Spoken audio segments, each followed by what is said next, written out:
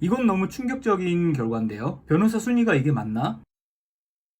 안녕하세요. 오늘은 제가 조금 흥미로운 통계를 발견해서 거기에 대해서 이야기를 좀 나눠보도록 할게요. 검찰청에서 정리해서 발표한 자료인데요. 통계청 홈페이지가 있죠. 여러분들도 그 홈페이지에 들어가셔가지고 이 자료를 보실 수 있어요. 바로 전문직 종류별 성범죄 순위입니다. 참 흥미로운 자료죠. 검찰청에서 전문직뿐만 아니라 전문직을 포함해서 여러 직종별로 여러 범죄에 대한 통계 자료를 냈더라고요. 저는 오늘 그 자료 중에서 전문직의 성범죄 횟수 여기에 대해서 살펴보도록 하겠습니다. 조금 불명예스러운 순위라고 할 수도 있는데요. 개인적으로는 제가 변호사이기 때문에 변호사가 몇 위에 랭크되어 있을지가 좀 궁금하네요. 우선 전체 통계를 살펴보기 전에 1위부터 3위까지를 한번 살펴보도록 하겠습니다. 먼저 3위부터 살펴볼까요? 전문직 중 성범죄를 가장 많이 저지르는 직종 3위는 무엇일까요? 3위는 뭐랄까 많은 분들이 예측하고 계실 것 같기도 하고 전혀 의외인데? 라고 생각하실 것 같기도 해요. 보는 시점에 따라서 당연할 수도 있고 좀 충격적일 수도 있는데 발표를 해보도록 하겠습니다. 3위는 바로 예술인입니다. 일단 검찰청에서는 예술인을 전문직으로 분류를 한 것 같고요. 예술인 그러니까 가수, 배우, 영화 감독 이런 직군들을 말하는 거겠죠. 2020년 기준 전문직 성범죄자는 총 1112명이 적발되었는데 그중 예술인이 79명이었다고 해요. 전체 비중으로 따지면 무려 7%입니다. 상당하죠. 왜일까요? 왜 예술인들이 이런 불명예스러운 랭크에서 3위를 차지했을까요? 이건 조선일보 기사인데요. 한번 살펴보도록 하겠습니다. 예술인 57%는 성추행 피해 목격, 가해자는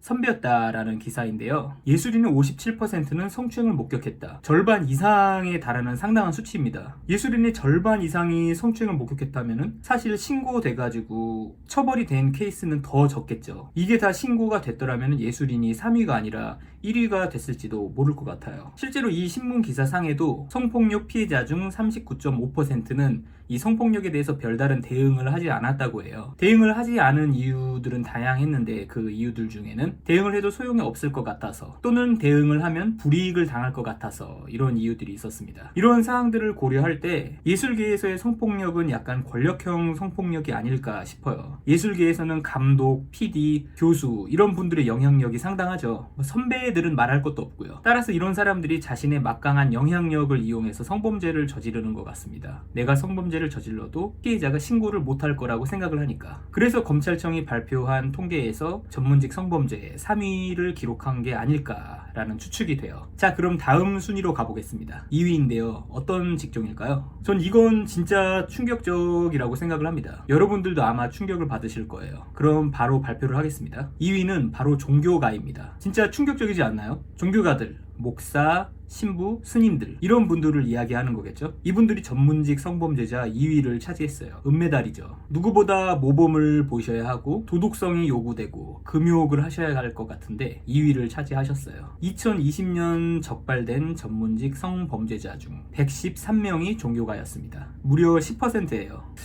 이분들은 왜 성범죄를 저지를 수 있는 걸까요? 분석을 한번 해볼까요? 이거는 여성신문 기사입니다. 종교계 성폭력 심각, 죄에 씻으려면 거룩한 목회자와 성관계해야. 이건 진짜 최악이네요. 이 신문 기사의 분석에 의하면 종교가들이 종교 지도자와 신도라는 절대적인 위계 관계를 이용해서 성범죄를 저지른다고 해요. 그리고 종교가들이 성서를 오용해가지고 자신의 성범죄를 정당화시키기까지 한답니다. 여러 사례들이 있는데요. 죄를 씻기 위해서 거룩한 목회자와 성관계를 해야 한다고 강간하는 경우, 성적인 죄를 고백하라고 강요한 후 음란마귀를 쫓아주겠다고 하면서 성추행하는 경우, 사명을 받기 위해서 처녀막을 바쳐야 한다며 강간한 경우 등 신문 기사에 의하면 이런 경우들이 있다고 해요. 결론적으로 말씀을 드리자면 종교가들이 신도에게 가지는 위계 관계를 이용해가지고 성범죄를 저지르는 케이스가 많은 것 같고 이걸 또 정당화까지 한다는 거죠. 전 개인적으로 종교가들의 성범죄가 정말 최악이 아닌가 싶습니다. 자기를 신뢰하는 신도들을 그 신뢰를 악용해서 거짓된 설교로 현혹한 후 성범죄를 저지르는 거잖아요. 신성을 빙자해서 자기 사리사욕을 채우려는 이런 사람들은 정말 엄벌에 처해져야 한다고 생각합니다. 그런데 이 종교가들이 성범죄를 저질러도 적발되는 케이스가 적다고 해요. 피해자들이 종교적 신념 때문에 신고를 하지 않고 또 종교가들 스스로도 피해자에게 그러면 죄를 저지르는 것이다, 벌을 받는다라고 협박을 하기도 하고, 정말 이 부분은 사회적인 대책이 필요하다고 생각을 합니다. 자, 그럼 대망의 1위를 살펴보도록 하겠습니다. 어떤 전문직일까요? 설마 변호사는 아니겠죠? 만약 변호사면 굉장히 불명예스러운 기분이 들 것 같은데요. 한번 보도록 하겠습니다. 대망의 1위는 바로 의사입니다. 의사라,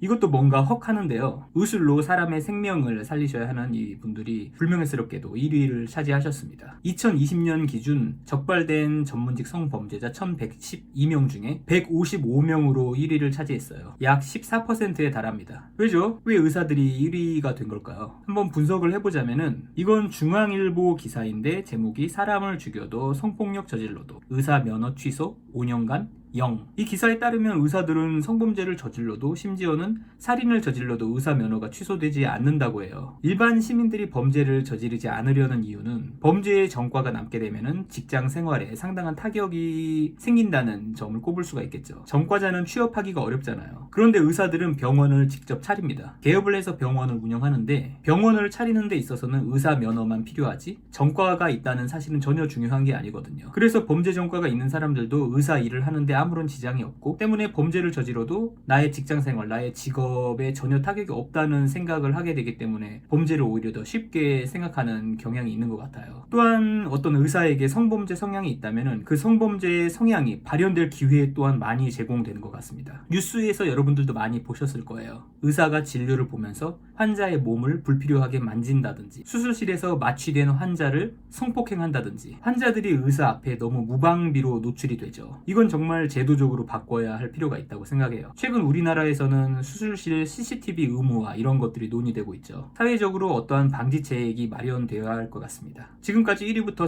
3위까지를 살펴봤는데요. 나머지 순위들도 한번 살펴보겠습니다. 자, 이게 이제 통계표인데요. 4위는 21명으로 언론인, 5위는 18명으로 교수, 6위가 변호사네요. 14명. 의외로라고 해야 하나? 아무튼 6위를 차지했어요. 기타 전문직은 뭐 회계사, 세무사 등등 여러 전문직군이 다 포함되어 있을 것 같습니다. 6위 안에 들지 못한 전문직들을 묶어놓은 것 같네요. 오늘은 흥미로운 통계 자료를 살펴봤는데요. 그런데 통계 자료는 통계로만 봐서는 의미가 없겠죠. 이 통계를 통해서 발견되는 문제점들을 국회에서는 입법으로, 관계부처에서는 행정적인 제도로 이 전문직 성범죄 발생률을 낮출 수 있도록 노력을 해야겠어요. 우리들 일반 시민들도 이런 부분에 관심을 가지고 정부의 문제점을 계속 제기해야겠습니다. 그럼 오늘은 여기서 마치도록 하겠습니다. 감사합니다. 다음번에도 재밌고 유익한 법률 지식으로 돌아오겠습니다.